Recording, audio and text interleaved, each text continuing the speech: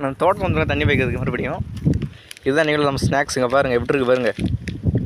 இது வந்து நபாட்டியில் புதுசாக லான்ச் பண்ணியிருக்காங்களாம் பாருங்கள், நபாட்டி கம்பெனி. இது என்னென்னு உங்கள் ஊரில் வந்துருந்துன்னா கமெண்ட் பண்ணுங்கள். இப்போ நம்ம சாப்பிட்டு எப்படி இருக்குன்னு சொல்லலாம். இந்த பொருளை ஒன்று இப்போ டேஸ்ட் பண்ணி பார்க்க போகிறோம்.